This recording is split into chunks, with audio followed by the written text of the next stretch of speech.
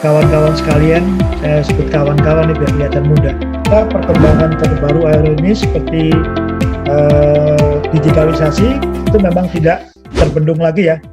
Jadi memang yang namanya COVID itu benar-benar pandemi ya. Jadi satu pertama kali di zaman modern ini kita mengalami pandemi itu memang unprecedented ya, tidak pernah kita duga-duga sebelumnya. Di Kementerian Keuangan sendiri sudah ada yang namanya inisiasi untuk reformasi birokrasi termasuk yang berbasis IT. Tetapi kita tidak mengira bahwa perjalanan ini akan dipercepat ya, default ya, by COVID ya, dengan adanya pandemi. Jadi memang perkembangan terbaru kita kemudian mulai menggunakan sarana-sarana teknologi untuk tadi mulai laksanakan berbagai kegiatan termasuk kegiatan bisnis ya. Ada platform digital, saat ini juga sedang disusun rancangan peraturan Menteri Keuangan bagaimana kita melakukan pemajakan bagi pengadaan barang jasa lewat digital misalnya ya, sebagai pelaksanaan dari Undang-Undang Harmonisasi Peraturan Perpajakan. Memang banyak inisiatif baru ya di Indonesia saat ini ya, yang sebelumnya ada Undang-Undang Cipta Kerja. Jadi sebelumnya itu Indonesia itu kalau mengubah undang-undang itu harus dengan undang-undang yang sejenis ya. Misalnya undang-undang ketenagakerjaan diubah di undang ketenagakerjaan. Namun demikian dengan adanya COVID ini diinisiasi satu perubahan yang cukup signifikan ya, yaitu dengan mengubah berbagai undang-undang dalam satu undang-undang, sering pakai omnibus atau omnibus law ya. Nah memang ini omnibus ini biasanya tidak di negara yang kayak kita, negara-negara civil law country ya. Mungkin kalau kita mulai mencoba membandingkan ya, ini kan sudah pernah ada kuliah pengantar ilmu hukum ya, kelas ini ya, kelas semua kelas di STAN ini ya. Jadi di dunia ini kan ada dua sistem hukum besar ya, civil law countries dan common law country ya. Kalau civil law country itu biasanya dianut oleh negara-negara yang pernah dijajah oleh negara di benua Eropa. Misalnya Indonesia dijajah oleh Belanda. Ada kemudian negara-negara Amerika Latin dijajah oleh Spanyol dan Portugal. Kemudian ada negara-negara di Indochina ya, Vietnam, Laos, Kamboja dijajah oleh Perancis. Itu mereka menganut civil law country ya. Jadi negara-negara yang berkiblat kepada sistem hukum di Eropa. Ini yang penting ketika kita akan mulai membahas mengenai hukum perdata kita ya. Jadi hukum perdata kita mungkin bisa dimulai slide pertama ya. Kalau bisa slide show. Minta tolong. Tadi saya sampaikan ya, hukum perdata kita ini tentu saja karena kita merupakan jajahan Belanda, itu diadopsi dari Hindia Belanda ya. Jadi kita ini kan dulu pernah dijajah baik oleh Belanda sendiri sebagai satu pemerintah atau VOC ya. VOC itu serikat dagang, jadi perusahaan multinasional pertama di dunia yang punya wilayah, yaitu Indonesia ya, Hindia Belanda itu ya. Jadi kita pernah dijajah oleh Belanda melalui proksinya, melalui wakilnya, yaitu tadi serikat dagang Hindia Belanda, VOC, Verenigde Oost-Indische Company ya, atau kalau orang moyang kita itu menyebut sebagai company ya itu ya. Jadi itu adalah serikat dagang yang jajah Indonesia. Tapi kemudian VOC itu mengalami kebangkrutan ya karena ada korupsi ya. Jadi korupsi itu ya memang sudah dimulai lama, termasuk pada saat penjajah kita itu yaitu Belanda, ada peristiwa korupsi sehingga VOC dibubarkan. Kemudian Indonesia langsung dijajah oleh pemerintah Belanda. Nah ini background dari kira-kira pembahasan kita terkait dengan KUH Perdata ya. Jadi negara penjajah itu biasanya juga mewarnai kehidupan sistem hukum satu negara. Tadi saya sudah sampaikan di Belanda itu di Indonesia, Perancis itu ke Indochina ya. Kemudian tetangga kita misalnya Malaysia, Singapura, Australia pernah dijajah oleh Inggris sehingga mereka menganut common law system ya atau Anglo-Saxon ya. Jadi memang agak perlu kita ini ya, kita identifikasi sebenarnya root atau akar dari KUH Perdata itu sampai kemana. Kalau kita lihat salah satu ciri sistem hukum Eropa kontinental itu adalah kodifikasi ya. Yaitu norma hukum yang disusun secara sistematis dalam satu kitab undang-undang. Misalnya ada KUHP ya, atau Wetboek van Strafrecht ya, atau kalau di sekarang yang hari ini adalah Kitab Undang-Undang Hukum Perdata atau Burgerlijk Wetboek ya. Jadi kalau kita bicara mengenai hukum perdata, ini mungkin nanti kita juga di penghujung kuliah ini nanti juga akan kita juga koneksikan dengan perkembangan terakhir ya mengenai digitalisasi juga. Jadi kalau kita bertanya, hukum perdata ini, cabang hukum perdata ini itu seperti apa? Menjawab permasalahan-permasalahan di masyarakat tentang apa? Nah itu yang tentu saja nanti kita akan coba telisik ya dari semenjak persepsinya. Ini kalau kita di masyarakat itu kan selain hubungan antara negara dengan warga negaranya, itu biasa disebut sebagai ranah hukum publik, juga ada ranah hukum perdata atau hukum privat, yaitu hubungan antara warga negaranya. Ya, jadi kalau kita perhatikan kebutuhan itu dulu memang KUH Perdata ketika dia menjadi Burgerlijk Wetboek di Belanda itu memang diniatkan untuk tadi ya menjangkau hubungan antara warga negaranya ya, bukan hubungan antara negara dengan masyarakatnya. Jadi dia terletak dalam hukum privat. Nah memang kalau kita lihat ya pada zaman dulu itu ini di Belanda dan juga di negara-negara Eropa ya, karena memang sebagai satu sistem hukum Belanda itu juga merupakan bagian dari hukum di Eropa, terutama karena Belanda pernah dijajah oleh Prancis. Sementara seluruh daratan Eropa itu dulu merupakan di bawah kekuasaan Romawi ya. Jadi translasinya dari hukum Romawi ke hukum Belanda tadi melewati Perancis tadi ya. Jadi kalau kita lihat orang-orangnya kan di Eropa itu ada Eropa yang Latin ya, ada Perancis, Spanyol, Itali ya, Portugal. Tapi ada Eropa yang lebih di utara ya, yang kalau zaman dulu Hitler itu menyebutnya sebagai ras Nordik ya. Ini yang di utara. Nah ini memang kemudian ternyata di perjalanannya hampir seluruh daratan Eropa itu dikuasai oleh Romawi tadi, termasuk Prancis dan kemudian menjajah Belanda. Sehingga sistem hukum Prancis juga berpengaruh terhadap Belanda. Nah Belanda kemudian menjajah Indonesia. Itu kira-kira kalau kita lihat dari hukum Prancis kemudian sampai kemudian mewarnai juga sistem hukum Indonesia melalui hukum Belanda. Jadi kalau kita lihat apa saja yang diatur ya, ini kan memang ada yang pada masa lalu itu ada pertanyaan-pertanyaan mengenai kenapa seseorang itu harus patuh kepada orang tua. Ya, kemudian orang tua harus bertanggung jawab untuk menghidupi keluarga, ya, anak-anaknya. Kemudian juga ada pertanyaan simpel ya, praktis di masyarakat ketika seseorang menemukan seperti harta karun di jalan ya, teronggok gitu ya. Nah itu kemudian siapa yang menjadi pemiliknya, ini juga perlu diatur dalam lapangan hukum privat itu ya. Selain hukum publik tadi ya, mengatur negara dengan rakyatnya, juga ada hukum yang mengatur negara dengan masyarakatnya ya. Jadi hukum perdata itu adalah yang mengatur kepentingan antar warga negara perseorangan dengan warga negara perseorangan lainnya. Nah yang disebut sebagai perseorangan itu tidak hanya orang per orang atau yang kita sebut sebagai orang dalam artian alam ya, naturally person, tetapi juga orang dalam artian pengertian hukum, yaitu badan hukum. Di Indonesia, badan hukum itu antara lain perseroan terbatas, koperasi, dan yayasan ya.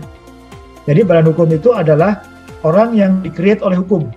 Dia mampu membawa dirinya sebagai subjek hukum, mampu melakukan perikatan ya dengan pihak lain, dan dia seperti orang ya, tetapi yang di-create oleh hukum. Dia mempunyai res figur atau bentuknya ada, gitu ya. Kembali ke kita ya, jadi kenapa setiap orang harus menghonor atau memenuhi perjanjiannya, itu yang kemudian perlu diatur dalam lapangan hukum perdata tadi ya. Jadi ini kira-kira pertanyaan di awal dahulu ya, ketika di Perancis juga mulai dipikirkan mengenai kode sivil, kode penal ya, mengenai kitab undang-undang hukum perdata, kitab undang-undang hukum pidana, Wetboek van Strafrecht tadi, KUHP pidana, dan KUH perdata Burgerlijk Wetboek ya. Itu kira-kira ketika kita melihat posisi hukum perdata dalam tata pergaulan sehari-hari. Jadi dia merupakan hukum yang mengatur kepentingan antar warga negara, yang satu ya perseorangan tadi bisa badan hukum bidang orang per orang dengan warga perseorangan lainnya. Ya itu kira-kira ketika kita membicarakan mengenai KUH Perdata. Next slide. Indonesia yang sering kita pegang ya, itu adalah buku ini, Hukum Perdata ini, karya Prof. Subekti. Profesor Subekti ini merupakan salah satu ahli ya yang menerjemahkan BUW ini menjadi Kitab Undang-Undang Hukum Perdata. Jadi ini kita juga perlu berterima kasih kepada Prof. Subekti ini ya, yang pernah menjadi Ketua Pengadilan Negeri di Surakarta ya. Jadi beliau menerjemahkan KUH Perdata ini, BUW tadi ya, Buku Derivative Book tadi yang dibawa, menjadi Kitab Undang-Undang Hukum Perdata Indonesia.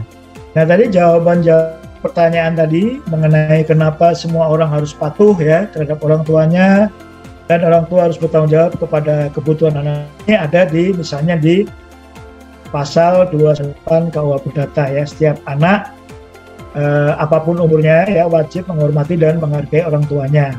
Orang tua wajib memelihara dan mendidik anak-anak mereka, terutama yang masih di bawah umur ya. Kehilangan kekuasaan orang tua atas kekuasaan tidak membebaskan mereka dari kewajiban untuk memberi tunjangan menurut besarnya pendapatan mereka guna membiayai pemeliharaan dan pendidikan anak-anak mereka ya. Satu kali bisa saja perwalian orang tua itu dicabut ya, misalnya kalau dia melakukan kekerasan dalam rumah tangga ya kepada anak-anaknya ya. Tetapi itu tidak membebaskan mereka kewajiban untuk selalu memberi nafkah ya, tunjangan. Nah kemudian kalau kita perhatikan juga tadi pertanyaan, bagaimana kalau saya menemukan peti di jalanan ya? Nah itu ini yang kemudian dijawab dengan pasal 587 mengenai egendom ya. Jadi hak milik atas harta karun ada pada orang yang menemukannya di tanah miliknya sendiri.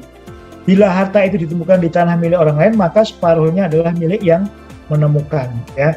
Dan separuhnya adalah milik si pemilik tanah. Ini kira-kira ini untuk membuat tertib dalam masyarakat ya.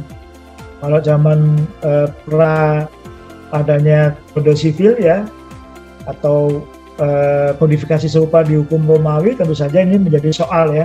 Seperti apa kita harus menyelesaikan persoalan tadi penemuan peti harta karun ini, persoalan-persoalan sehari-hari ya. Kalau kita tengok masa sekarang tentunya ini sangat simpel, tapi ini menjadi sangat sesuatu ya. Material pada saat zaman dahulu kita memulai sejarah kita ya. Bahkan sejarah Indonesia itu jauh di belakang sejarah-sejarah negara-negara yang kemudian membuat peraturan ini ya. Kalau kita lihat Indonesia mulai memasuki masa sejarah itu ketika ditemukannya prasasti ya di Kutai Kertanegara di sini ya. Nah itu jadi kalau ini kan masyarakat yang sudah lama menulis ya. Jadi Romawi itu ketika bahkan Eropa selebihnya ya, ketika rakyat Jerman belum nulis juga ya, itu masyarakat Romawi itu sudah melakukan tulisan ya. Mereka sudah punya kekuasaan yang luas, membentang di seluruh Eropa, Afrika Utara ya, sampai ke Timur Tengah ya. Jadi bahkan dulu kan ingat betul kalau kita nonton film Cleopatra, Samson and Delilah ya. Ini mesti nggak nonton nih, pasti drama Korea semua yang di ruangan ini. Tapi kalau saya masih nonton gitu ya Pak. Ya Pak Aditya masih nonton Pak Aditya masih nonton, tapi yang lain pasti nggak nonton ya. Ceritanya backgroundnya Romawi ya, ada Ben Hur ya. Kemudian jadi waktu itu Romawi menjajah termasuk negara-negara di Timur Tengah. Di situ ada masyarakat Yahudi ya. Jadi misalnya ketika film Nabi Isa gitu ya, itu pasti akan ada singgungan dengan Romawi, karena Romawi itu termasuk imperium lama yang sudah ada jauh sebelum Indonesia mengenal sejarah. Ya itulah kelebihan kalau orang sudah masuk ke masa sejarah, sehingga segala peristiwanya tercatat. Indonesia apa yang terjadi di tahun sebelum Masehi pasti belum tercatat karena kita belum memasuki masa sejarah, masa menulis tadi. Nah aku ya, jadi mungkin ya kita terpaksa harus melihat harus ke situs-situs bersejarah gitu ya, melihat sebenarnya adakah Indonesia itu kerajaan-kerajaan sebelum adanya Kertanegara. Apakah Indonesia itu masih dalam masa berburu dan meramu misalnya. Tapi kan ada klaim bahwa Indonesia itu pernah mengalami masa kejayaan dulu di Atlantis bahkan di Indonesia, tapi itu kan masih utopia ya, perlu diselidiki oleh mahasiswa sekalian ya.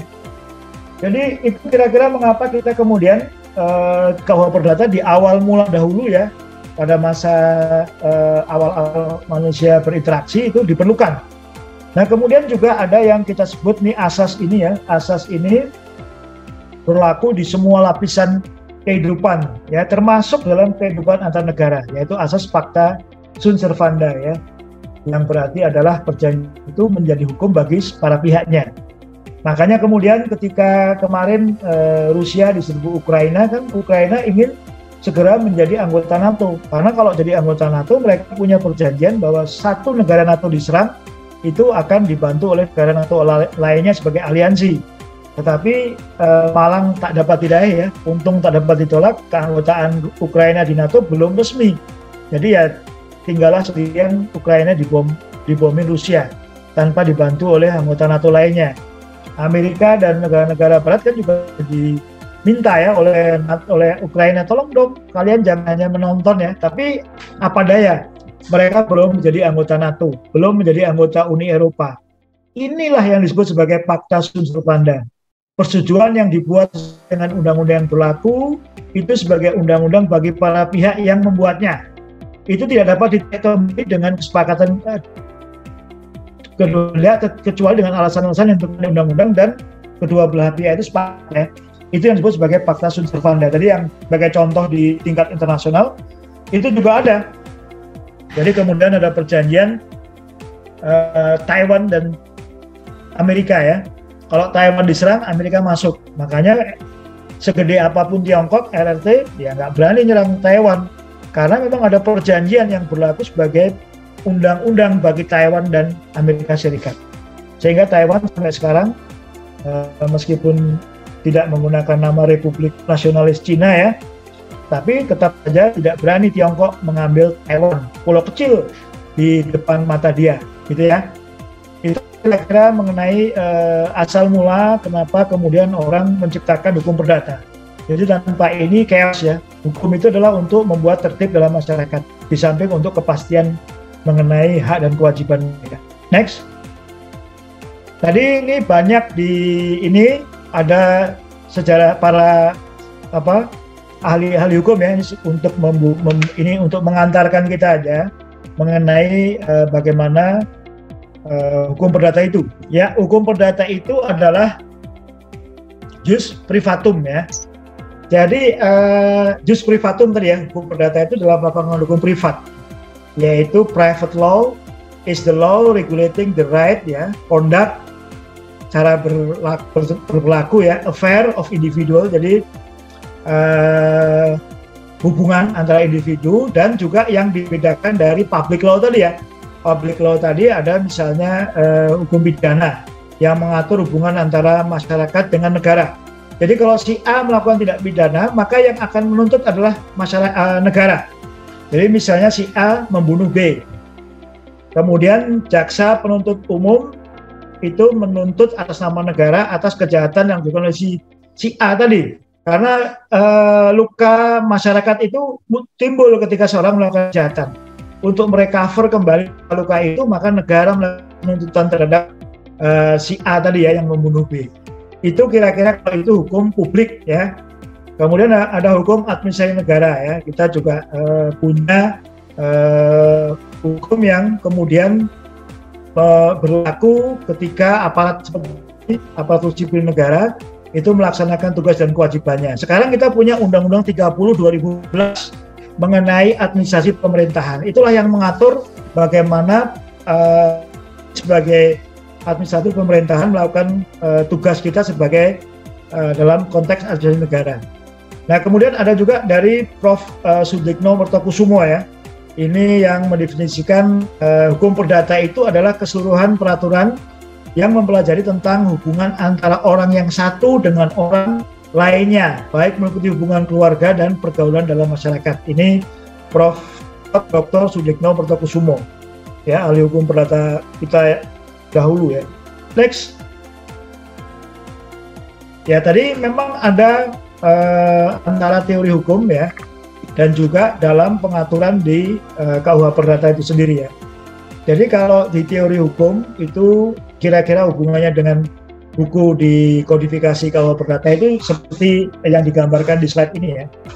Jadi hukum perorangan yaitu peraturan yang mengatur manusia sebagai subjek hukum. Tadi sebagai manusia sebagai subjek hukum itu tidak hanya orang per orang atau naturally person, tetapi juga badan hukum. Jadi badan hukum itu berfungsi seperti orang dalam melakukan aktivitas sehari-hari. Jadi PT dan A ya, A yang orang ini dan PT itu bisa melakukan perjanjian. Karena PT itu adalah subjek hukum orang per orang atau dia naturally person dengan B sebagai subjek hukum reh person ya, subjek hukum berdasarkan undang-undang, berdasarkan hukum. Ya, jadi kalau dia itu cakap ya untuk memiliki hak serta cakap untuk bertindak sendiri melaksanakan haknya serta hal-hal yang mempengaruhi kecakapan tersebut. Jadi kalau orang itu tidak cakap ya, misalnya dia itu di bawah umur ya atau belum nikah, itu maka kemudian dia tidak dapat tadi melakukan hak dan kewajiban dalam lapangan hukum yang perorangan tadi, melakukan perikatan dan lain-lain. Kemudian hukum keluarga yaitu hubungan yang timbul dari hubungan kekeluargaan, maka kemudian ini semua diatur di KUH Perdata dalam kodifikasi buku mengenai orang. Di situ ada kodifikasi peraturan mengenai orang.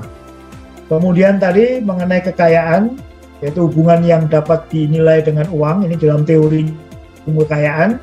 Kalau di buku di KUH Perdata itu dia diatur dalam buku mengenai benda tentang benda dan buku tentang perikatan. Ya, jadi ini kira-kira interseksi antara atau hubungan antara teori hukum dengan kitab undang-undang hukum perdata itu sendiri ya. Ya, jadi tadi ada hukum perorangan diterjemahkan dalam buku tentang orang, hukum keluarga juga diterjemahkan dalam buku tentang orang, kemudian hukum kekayaan diterjemahkan dalam buku tentang benda dan tentang perikatan. Tadi contohnya asas yang berlaku adalah asas fakta sumber benda ya. Jadi perikatan dituangkan dalam perjanjian itu berlaku sebagai hukum bagi para pihak. Kemudian hukum waris ya, ini dituangkan juga dalam hukum benda. Selain itu juga diatur dalam KUH Perdata itu ketentuan mengenai pembuktian alat bukti dan daluarsa dari suatu hukum ya. Jadi misalnya ketika ada perjanjian dengan daluarsa tertentu, maka dia sudah tidak bisa lagi diimplementasikan karena dia sudah melewati waktu yang telah ditentukan, gitu ya. Nah, kemudian tadi saya sampaikan mengenai sejarah, ini sedikit mengenai sejarah ya.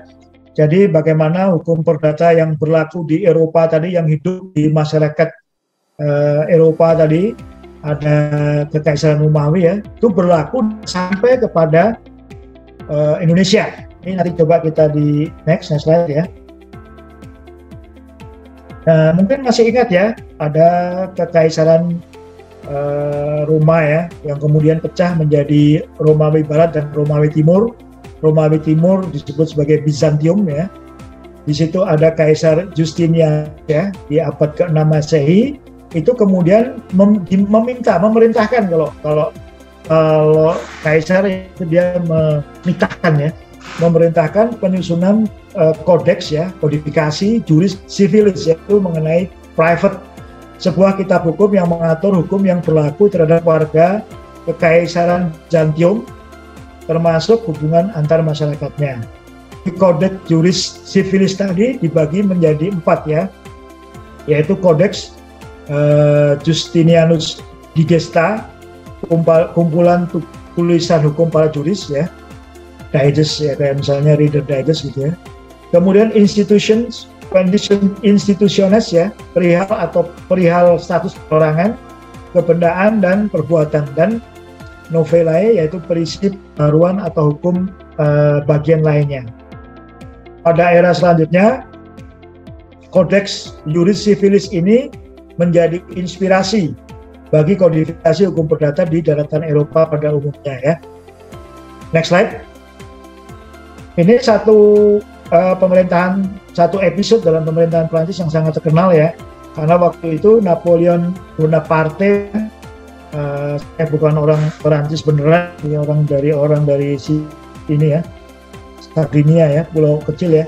Nah itu kemudian dia itu menguasai Prancis dan ganti Kaisar Prancis di situ ya. Dia kemudian melakukan reform, yaitu menghasilkan kitab undang-undang hukum yang disebut sebagai Napoleon Code ya, atau Kode Napoleon. Kode Napoleon tadi juga terdiri dari 4 buku yang mengatur mengenai hukum perorangan, kebendaan, kepemilikan, acara perdata. Pembagian buku tersebut terinspirasi dari pembagian oleh Justinianus tadi ya, pembagian institusiones dalam Codex Juris Civilis. Kode Napoleon ini bukan satu-satunya kodifikasi hukum perdata pada masanya. Ada namanya Codex Maximilianus Bavaricus Civilis ya, Bavaria ya. Kemudian Allgemein Landrecht dan West Galician Code yang merupakan kodifikasi hukum pertama di daratan Eropa. Namun kemudian penaklukan Napoleon atas negara-negara di benua Eropa termasuk Belanda membuat pengaruh dari Napoleon Code tadi atas kodifikasi hukum perdata di negara-negara tersebut, termasuk di wilayah jajahannya yaitu Hindia Belanda saat itu atau Indonesia saat ini. Nah, ini kemudian apa yang terjadi di Hindia Belanda ya, di jajahan Belanda di Asia Tenggara, karena Belanda juga punya jajahan di Karibia ya, selain di Indonesia. Belanda juga jajahan di Amerika Latin yang dulu sering dikunjungi oleh Didi Kempot, yaitu Suriname ya. Di India Timur itu Belanda punya jajahan ya. Pada tahun 1847 ketika pemerintah Belanda langsung ya menguasai Indonesia, Gubernur Jenderal Hindia Belanda mengumumkan pemberlakuan Burgerly Wetboek atau BW yang berlaku pada tanggal 1 Mei 1948 bersama dengan Wetboek van Koophandel atau KUHD. Jadi dua ya, KUH Perdata atau Burgerly Wetboek dan KUHD atau Wetboek van Koophandel.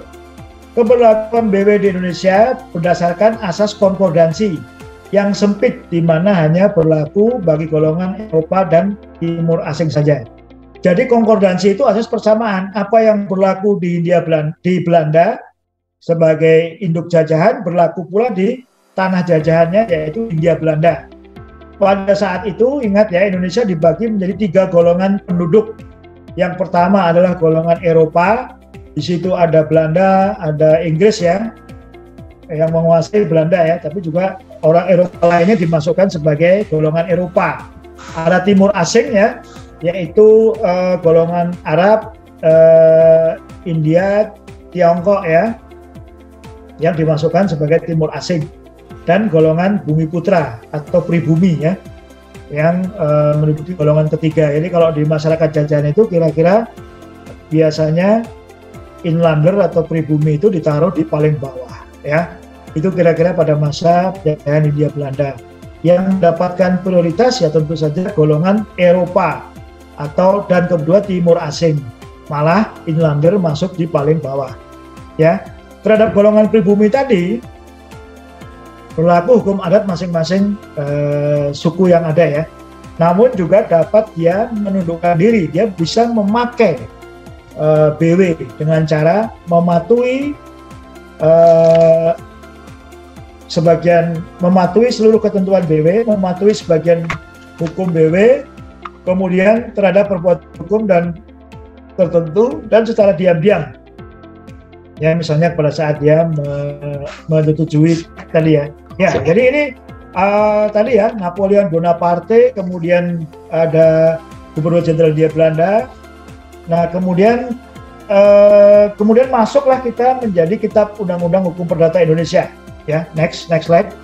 Jadi pada saat kita melakukan Undang-Undang Dasar 45, itu ada namanya ketentuan peralihan. Ketentuan peralihan itu adalah ketentuan yang berlaku untuk memotret apa yang sudah berlaku saat ini dan bagaimana cara kita memperlakukan ke depan. Nah, pada saat adanya ketentuan peralihan, pasal 2 Romawi aturan peralihan, itu segala badan negara, peraturan yang masih ada itu langsung berlaku sebelum diadakannya yang baru menurut Undang-Undang Dasar 45. Ya, kemudian di pasal 4 aturan peralihan mengatur sebelum MPR, DPR, DPA dibentuk menurut Undang-Undang Dasar 45 ini, segala kekuasaan sementara dijalankan oleh Presiden dengan bantuan Komite Nasional atau dulu disebut sebagai Komite Nasional Indonesia Pusat atau KNIP ya. Nah, kemudian berdasarkan pasal 4 aturan peralihan Undang-Undang 45, keberlakuan peraturan di masa penjajahan termasuk BW, kemudian Wetboek van Koophandel, kemudian strafrecht atau kitab undang-undang pidana KUHP itu berlaku kemudian ketika kita ada penegasan kembali oleh Presiden dalam PP nomor 2 tahun 45 tanggal 10 tahun 45. Next.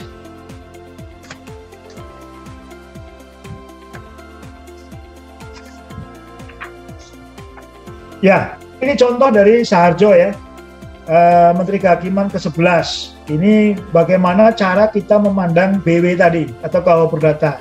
Saharjo menyampaikan bahwa BW, Wetboek, Rechtboek tadi dapat melakukan, para hakim dapat menyimpang dari Kitab Undang-Undang Hukum Perdata, hanya merupakan legislasi kolonial. Tapi sampai saat ini kita belum bisa mengubah, belum bisa menciptakan KUH Perdata versi nasional, belum bisa ya. Dan penuh nuansa diskriminatif ya, karena itu ada 3 golongan yang tidak sesuai dengan semangat Undang-Undang Dasar 45. Di tempat lain ada Profesor Mahadi menolak bahwa pendapat KUH Perdata itu tidak mengikat, tetapi Wetboek itu mengikat sepanjang terlepas dari kodifikasinya. Dia masing-masing itu berlaku untuk masing-masing ketentuan ya. Kemudian Dr. Matilda Semantau ya menurunkan KUH Perdata sebagai Wetboek hanya akan menimbulkan kekosongan hukum ya. Jadi kita dikhawatirkan kalau kita memperlakukan Wetboek seperti Profesor Saharjo tadi justru akan menimbulkan kekosongan hukum di Indonesia. Bahkan ada surat Mahkamah Agung yang mencabut beberapa ketentuan di KUH Perdata. Misalnya ketentuan bahwa wanita itu tidak cakap hukum, itu sudah dicabut dengan SEMA nomor 3 tahun 63. Nah, SEMA tadi memberikan nuansa bahwa memang KUH Perdata itu hanya sekedar Rechtboek aja, sebagai kumpulan kitab saja yang bisa tadi yang hakim juga bisa menyimpanginya. Ini contoh dari beberapa pakar setelah Indonesia Merdeka ya. Next. Jadi ini untuk mempermudah pembahasan kita ya, antara kodifikasi dengan istilahnya modifikasi. Ini lebih kepada bahasa umum untuk mencoba untuk membandingkan antara kodifikasi yang dihasilkan pada masa Hindia Belanda yang dibawa pada masa awal kemerdekaan dengan beberapa ketentuan hukum yang atur di KUH Perdata, tetapi kemudian sudah ada undang-undangnya tersendiri. Jadi yang KUH Perdata itu merupakan kodifikasi ya, seperti Codex Juris Civilis Justinianus atau Napoleon Code. Itu merupakan kumpulan pemikiran hukum juga kodifikasi, dia dalam bentuk satu kodifikasi. Nah, kemudian dalam perjalanan Indonesia Merdeka, beberapa materi pengaturan di KUH Perdata itu sudah diambilin, tidak berlaku lagi. Karena Indonesia sudah menciptakan, ya Indonesia nasional kita ini, sudah menciptakan hukum nasional untuk mencabut beberapa ketentuan pasal di KUH Perdata yang tidak sesuai lagi dengan perkembangan hukum nasional. Misalnya undang-undang tentang pokok agraria, undang-undang tentang perkawinan ya, undang-undang tentang hak tanggungan, undang-undang tentang hak fidusia. Jadi beberapa materi pengaturan di KUH Perdata kemudian tidak lagi karena di Indonesia sudah ada masing-masing pengaturan, yaitu tadi undang-undang pokok agraria, undang-undang perkawinan, dan undang-undang hak tanggungan serta undang-undang fidusia. Ya, jadi perubahan ketentuan hukum perdata tersebut melalui modifikasi beberapa aturan di KUH Perdata, termasuk misalnya Undang-Undang PT, itu ketentuan mengenai perseroan terbatas dalam KUH Perdata tadi sudah tidak berlaku karena Indonesia sudah punya Undang-Undang PT ya. Nah, topik khusus kemudian mengatakan ide penyusunan satu kodifikasi hukum perdata yang sesuai dengan nilai kehidupan budaya nasional dan namun hal ini tidak pernah terrealisasi. Ya, kalau kita jujur ya melihat ya, KUH Perdata kita sudah berupaya mengubah KUH Perdata kita, KUHP, tetapi beberapa panitia antar kementerian yang dibentuk untuk mengubah KUH Perdata yang kita ambil pada masa jajahan Hindia Belanda itu, KUHP yang kita ambil pada masa jajahan itu belum bisa kita realisasikan ya. Contoh yang seru misalnya ketika kita akan mengubah Kitab Undang-Undang Hukum Pidana atau Strafrecht ya, itu beberapa materi kemudian menahan kita untuk segera mengundangkan Undang-Undang KUHP hasil pembentukan nasional. Saya pada zaman mahasiswa itu ya, saya jadi mahasiswa hukum tahun 87, itu sudah ada panitia atau antar kementerian, dosen saya Pak Muladi dan Pak Barda, itu sudah menginisiasi anggota tim ya, mengenai perubahan Kitab Undang-Undang Hukum Pidana nasional, tetapi sampai saat ini belum bisa mengubah atau mencabut KUHP hasil bentukan Belanda itu ya.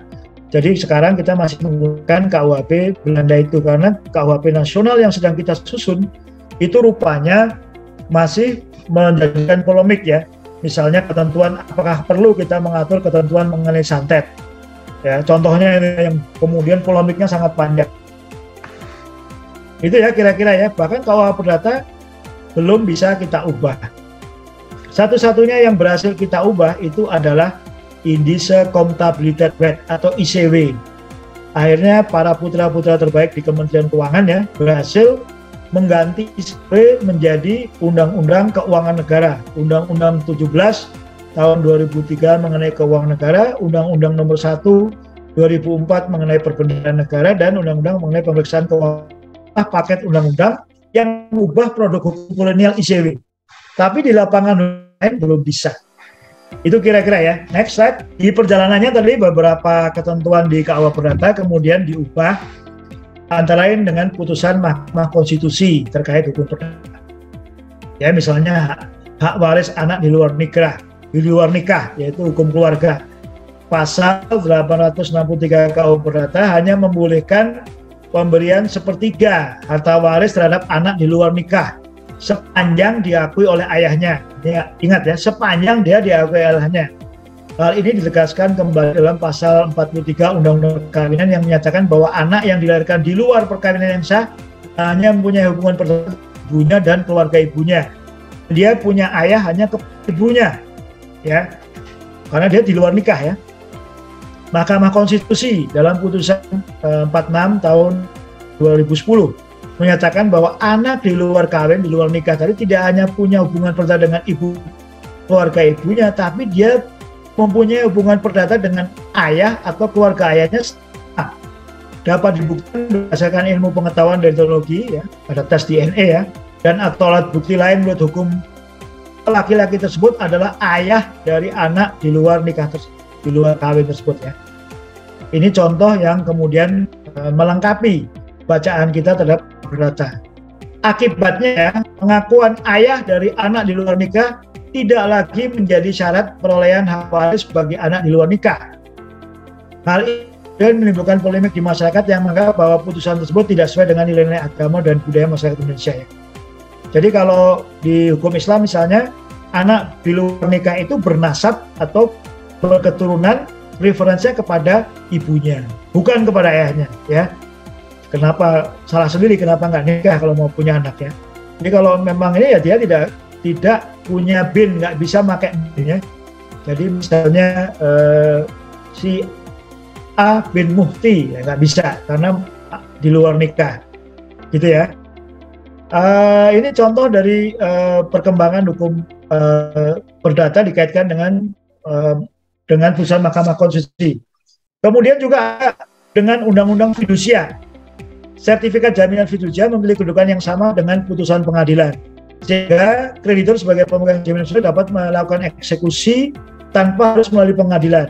Namun demikian, melalui putusan nomor 8 2019, Mahkamah Konstitusi menyatakan bahwa eksekusi jaminan fidusia tetap harus melalui putusan pengadilan guna menghindari aksi sepihak dari pihak-pihak dalam perjanjian. Di Undang-Undang Fidusia sudah disebutkan bahwa tanggungan fidusia itu mempunyai kekuatan eksekutorial, tetapi ini dibatalkan oleh Mahkamah Konstitusi. Ya, putusan ini juga mengundang polemik di masyarakat yang menganggap bahwa putusan tersebut telah menghambat proses penyelesaian hubungan antar para pihak dalam perjanjian fidusia. Nah, kemudian melalui putusan 2/2021, MK menyatakan bahwa eksekusi jaminan fidusia melalui penetapan pengadilan adalah alternatif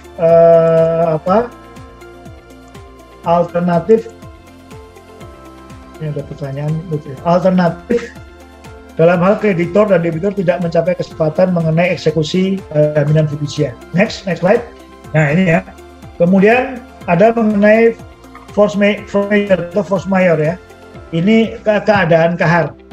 Ya, pada tanggal 13 April 2020 dan Kepres 12 tahun 2020, Presiden menetapkan bencana non alam penyebaran COVID-19 sebagai bencana nasional.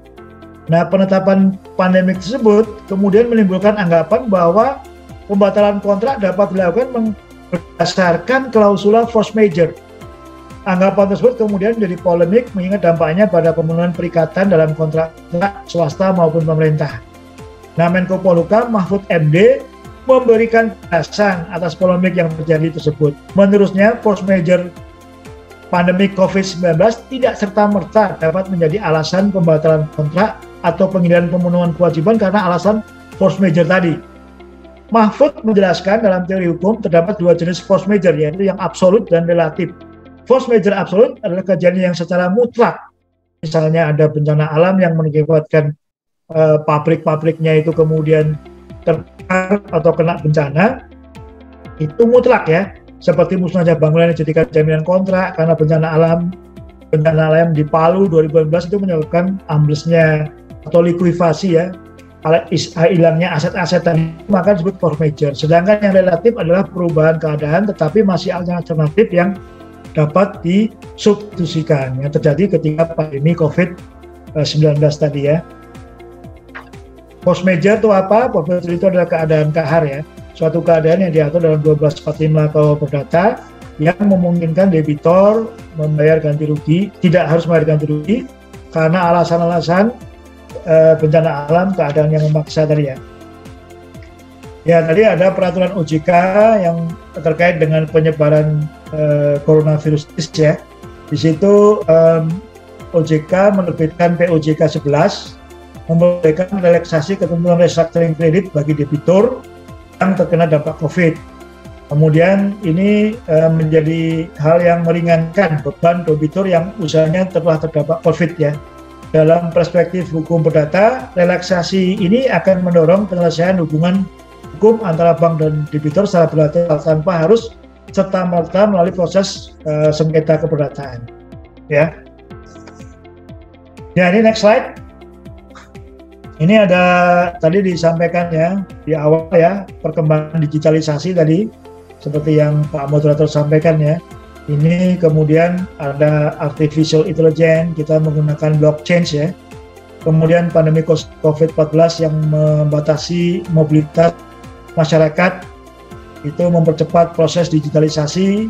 Kemudian ada aktivitas jual beli online, termasuk ketika kita pesan makanan ya.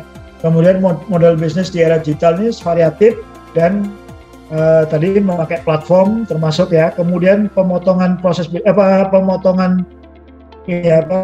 proses bisnis tadi yang mestinya memutar-mutar ya. Ini kemudian harus dilakukan ya. Kemudian tadi ada dompet digital, kemudian munculnya Bitcoin ya, NFT ya. Ini bagaimana tanggapannya? Next slide. Ya, tadi dompet elektronik atau electronic wallet tadi ya, itu untuk menyimpan data instrumen pembayaran. Kemudian konsumen tadi meletakkan dananya pada platform dompet elektronik ya milik provider. yang kemudian bisa menjadi digital payment ya. Dari aspek hukum keperdataan ada sebuah isu yang perlu di solving ya, bagaimana hubungan hukum antara konsumen dengan provider, apakah hubungan hukum tersebut dapat dilihat sebagai penitipan dalam lapangan hukum perdata. Kemudian, apakah provider layanan dompet elektronik tadi dapat memanfaatkan dana konsumennya terlebih dahulu? Dalam hal dana konsumen yang terdapat dalam dompet elektronik itu hilang, bagaimana pertanggungjawaban dan kehilangan dana tersebut? Ini yang perlu mendapatkan perlindungan hukum ya. Next.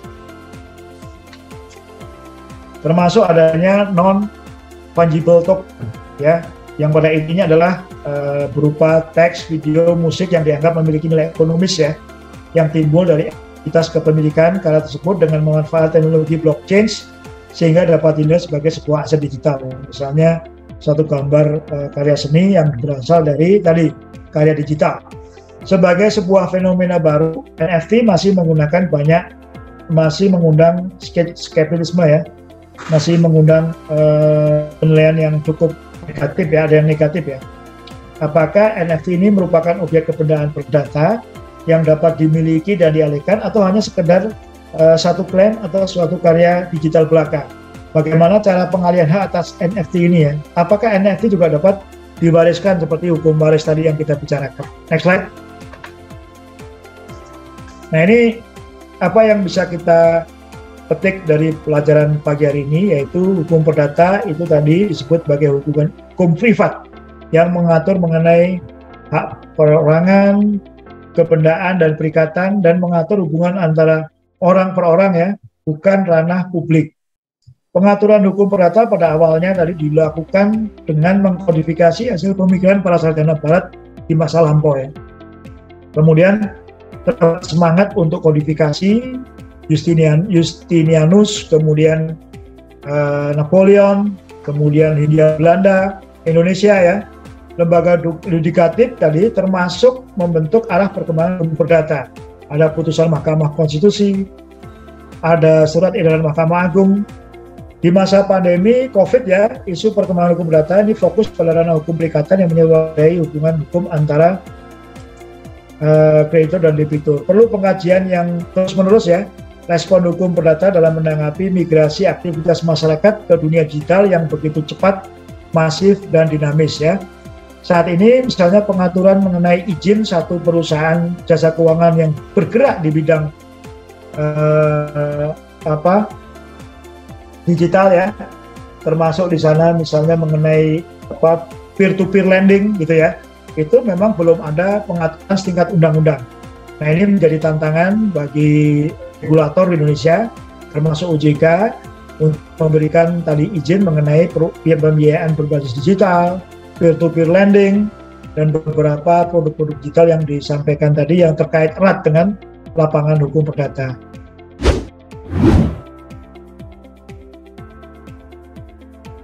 Izin bertanya Bapak mengenai aturan KUH Perdata. Saat ini KUH Perdata dinilai banyak pasal yang masih kurang sesuai dengan kebudayaan dan kondisi sosiologi masyarakat Indonesia. Tetapi menghindari kekosongan hukum, maka KUH Perdata masih tetap digunakan. Apakah KUH Perdata ini ke depan akan benar-benar diperbarui secara keseluruhan atau disempurnakan, dan mungkin belum disesuaikan dalam KUH Perdata, dan serta polemik apa saja yang akan muncul mengenai KUH Perdata nasional yang berusaha untuk memperbarui KUH Perdata yang saat ini ada. Belum dapat mengubah KUH Perdata Belanda, lantas apa saja yang menjadi tantangan yang dihadapi dalam pembentukan hukum nasional sebagai pengganti Kitab Undang-Undang Hukum Perdata Belanda? Bagaimana proses pengajuannya, apakah dipengaruhi oleh rezim yang berlaku? Kemudian apakah ada kemungkinan bahwa Indonesia di masa depan akan dapat menciptakan dan merumuskan hukum nasionalnya? Ya, ada kemungkinan. Bagaimana pendapat Bapak terkait hal tersebut? Bagaimana suatu kasus yang merupakan ranah hukum perdata dapat diproses menjadi ranah pidana? Ini sudah tema yang berbeda, Pak. Jadi bagaimana sih prosesnya ketika di situ ada penipuan 378 pidana dan hubungnya ke perdataan, jadi utang piutang begitu, Pak. Penyelesaiannya apakah berlapis atau bagaimana? Dengan asas konkordansi, Pak.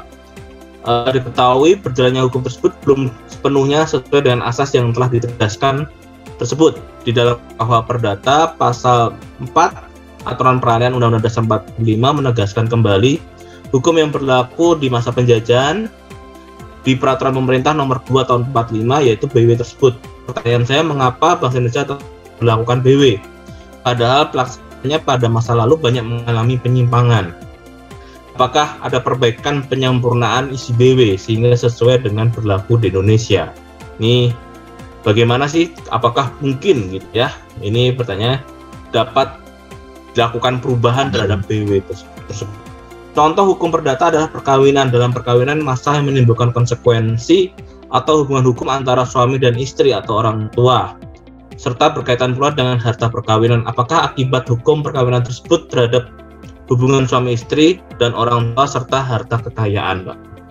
Mungkin secara umum dapat disampaikan tadi ya, bahwa kalau kita kan pasal 2 Romawi aturan peralihan Undang-Undang Dasar 45 itu fungsinya adalah ketentuan peralihan. Jadi tadi bahkan ketika di Indonesia pun belum ada lembaga-lembaga negara, baru presiden dan wakil presiden. Makanya kemudian di Indonesia ada peraturan sementara membentuk Komite Nasional Indonesia Pusat ya. Nah demikian juga di lapangan hukum. Waktu itu kita belum punya perangkat hukum untuk menciptakan undang-undang.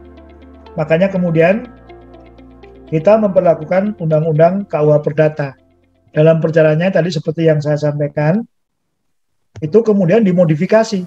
Termasuk ketika misalnya kita melihat bahwa ketentuan tentang pertanahan di KUH Perdata tidak sesuai. Makanya kemudian kita membentuk, dalam perjalanannya tadi kan sudah ada ya, bahwa kita membentuk apa yang disebut sebagai Undang-Undang tentang Pokok Agraria yang bersumber dari hukum yang ada di Indonesia.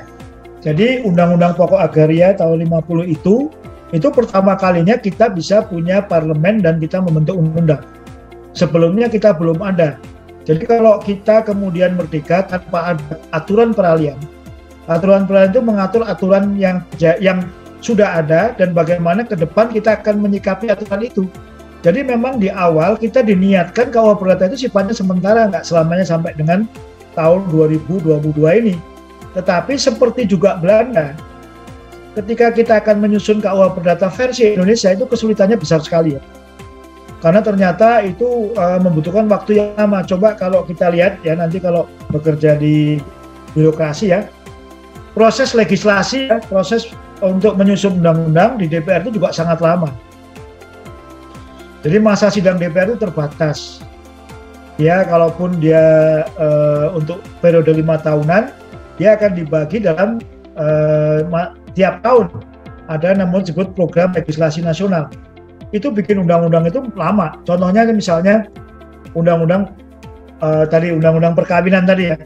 Itu juga lama betul itu undang-undang itu. Dulu partainya aja cuma 3, Golkar, P3 dan PDI. Itu pun di tackle oleh di reserve oleh P3 ya. Jadi P3 yang tidak setuju dengan undang-undang perkawinan itu pun lama itu ya. Jadi untuk membentuk undang-undang memang kita sadari lama. Jadi kalau sama sekali kita tidak mengadopsi kitab undang-undang baik KUH Perdata, kemudian KUHP tadi, dan ICW, ya ICW itu berlaku untuk Kementerian Keuangan, waktu itu juga berlaku dari hukum Belanda.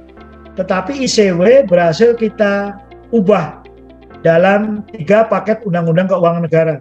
KUHP ini belum, tetapi dinopotin. Jadi misalnya ada ketentuan mengenai tindak pidana pencucian uang, ketentuan mengenai undang-undang korupsi itu jadi yang undang-undang atau pasal mengenai korupsi dan yang pencucian uang nggak ada ya di KUHP, itu ditambahkan juga. Jadi boleh saja kita, jadi meskipun kita tidak cabut seluruhnya, tetapi pada dasarnya kita menyesuaikan perlahan-lahan dengan perkembangan hukum nasional tadi ya. Undang-undang pertanahan, Undang-Undang Pokok Agraria tadi mencabut beberapa ketentuan tentang pertanahan di KUH Perdata. Undang-Undang Perkawinan mencabut ketentuan-ketentuan di KUH Perdata mengenai perkawinan. Undang-Undang Hak Tanggungan itu juga mencabut ketentuan mengenai jaminan di KUH Perdata. Gitu ya. Jadi memang kalau kita tidak memperlakukan langsung KUH Perdata itu ada kekosongan hukum. Terus aturannya kita pakai ketentuan apa? Itu kalau kita berpikir mengenai ketatanegaraan ya, meskipun itu sangat minimalis dan dulunya berlaku dimaksudkan sebagai ketentuan hukum untuk golongan pertama tadi, yang golongan Eropa tadi, tetapi itu masih bisa kita lakukan dengan segala modifikasinya ya. Jadi di perjalanannya ketika kita udah punya parlemen, kita membentuk undang-undang pokok agraria. Tapi sebelum itu ada, sekitar tahun 45 sampai tahun 49, Indonesia itu ada perang kemerdekaan 1 dan 2. Bayangkan kita bikin undang-undang ya, nggak mungkin ya. Bahkan ibu kota kita pun juga pindah ke Jogja, pindah ke mana? Ke Bukit ya. Ya mana mungkin kita bikin undang-undang, wong punya presiden aja lari-lari kemana-mana kok ke Jogja, perang gerilya ya, pemberontakan di daerah ya. Ingat ya kemarin kan pemerintah Hindia Belanda itu baru mengakui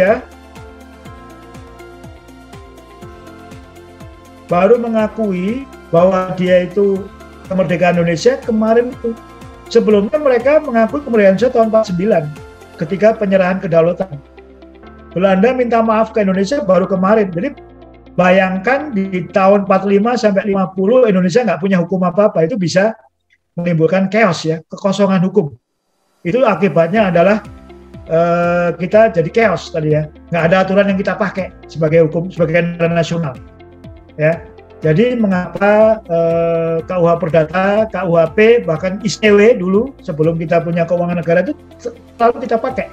Karena kalau ada kekosongan hukum maka itu negara nanti tidak bisa menjadi tadi menjalankan tertib hukum tadi ya. Apalagi tahun 45 sampai 49 kita ada revolusi atau perang kemerdekaan 1 dan 2, itu benar-benar kita bisa bikin undang-undang apapun ya. Itu barangkali ya. Kalau memang ini masih ada pertanyaan silakan. Ya. Terkait dengan pandemi COVID-19 terdapat force major yang memungkinkan debitur tidak harus membayar ganti rugi. Apakah force major tersebut langsung dibatalkan atau hanya menunda pelaksanaan pembayaran? Ya. Coba ditayangkan lagi tadi slide berapa tadi yang pernyataan Mahfud MD tadi ya. Jadi ini kan kemarin yang halaman ada halamannya ya. Ini di pernyataan Mahfud MD tadi, coba force major tadi. Kalau bisa tayangkan lagi. Ya. Jadi tadi kan Mahfud MD sudah menyampaikan bahwa force major itu ada 2. Yaitu force major yang absolut tadi, yang langsung ya. Jadi misalnya kalau pada saat contohnya pada saat di Palu itu kan ada likuifasi ya. Jadi pabriknya langsung kegulung gitu.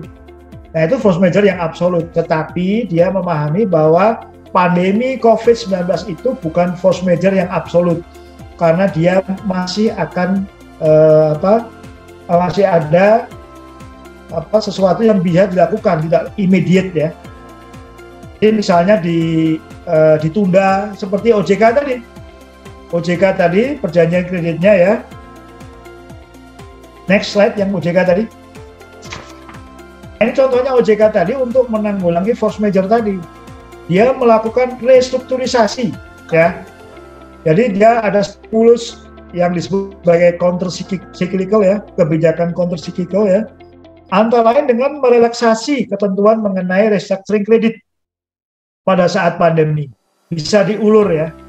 Pandemi ini kan bukan berarti mati benar-benar ya.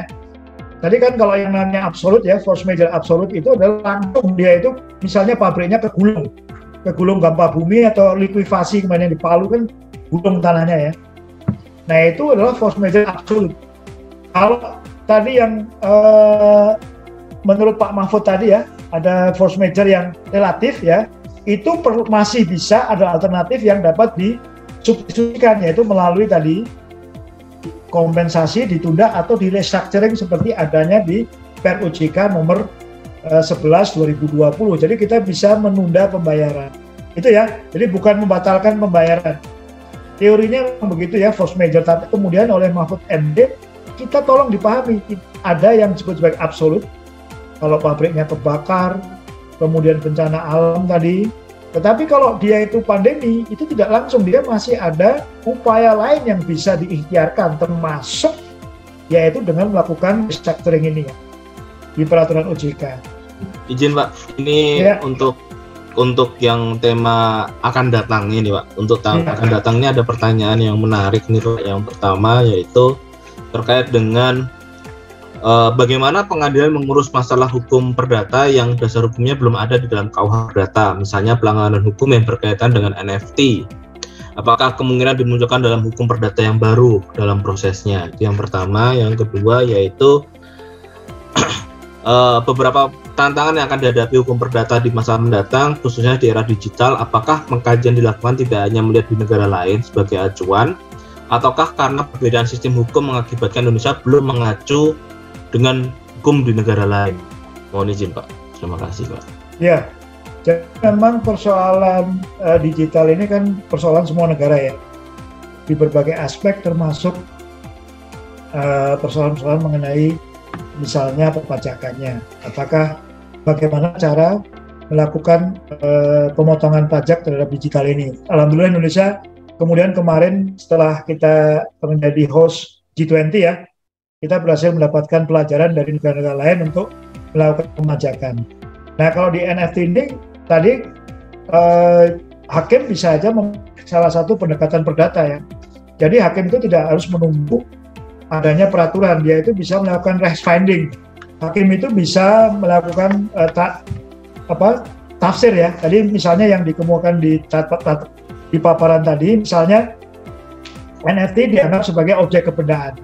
Tapi tadi kan pertanyaannya adalah apakah NFT itu masih bisa masuk di objek kebendaan? Bisa saja hakim kemudian menafsirkan itu objek kebendaan, boleh saja. Jadi adanya penemuan hukum atau res finding oleh hakim itu wajib. Jadi jangan sampai hakim menolak perkara hanya karena nggak ada aturannya, nggak boleh. Ya. Itu yang disebut sebagai res finding atau penemuan hukum. Itu di paparan saya tadi, itu nanti pilihan karena kita bukan hakim ya. Jadi pertanyaannya berupa pilihan-pilihan untuk diambil oleh hakim. Tolong yang NFT tadi coba ditayangkan kembali. Ini pertanyaan-pertanyaan itu di NFT tadi itu bisa menjadi pilihan hakim untuk ya yang tadi gambarnya itu. Hakim boleh. Ini kan karena saya bukan hakim ya. Saya bertanya apakah NFT merupakan objek kebendaan ya. Bisa aja kita sebagai hakim menafsirkan bahwa NFT itu objek kebendaan, boleh. Bagaimana cara pengalihan hak NFT? Apakah NFT dapat diwariskan? Bisa. Dan membuat putusan bahwa NFT dapat diwariskan, boleh. Ya, itu kira-kira ya. Jadi ini pertanyaan karena bentuknya adalah hipotetikal, kira-kira putusan hakim itu akan mirip-mirip pertanyaan seperti ini.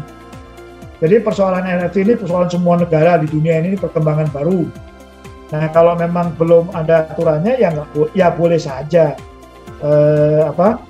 hakim itu menafsirkan atau res finding tadi, karena hakim pada dasarnya tidak boleh menolak perkara hanya karena tidak ada ketentuan peraturan undang-undangannya, gitu ya?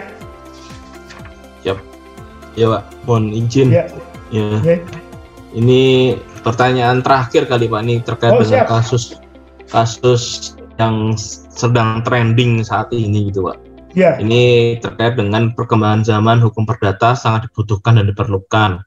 Perubahan regulasi akan dapat menangani permasalahan yang ada di dalam masyarakat. Misalnya seperti akhir-akhir ini mengenai online trading binomo Pak, yang dipromosikan lewat YouTuber di Indonesia. Bagaimana hukum perdata berperan dalam trading ilegal tersebut, dan bagaimana mereka dapat ditindak secara hukum jika hukum perdata yang sebelumnya tidak mengatur hal tersebut, gitu Pak. Jadi kasus Indra Kents dan teman-temannya itu Pak. Ya, sebenarnya kita itu sudah punya hukum. Jadi hukum perdata jangan dipahami hanya KUH Perdata ya. Tadi saya sampaikan bahwa hukum perkawinan itu, kemudian ada undang-undang pertanahan, undang-undang hak tanggungan, ada undang-undang PE, itu merupakan bagian-bagian dari hukum perdata. Tapi prinsip umumnya bisa kita gunakan. Ya.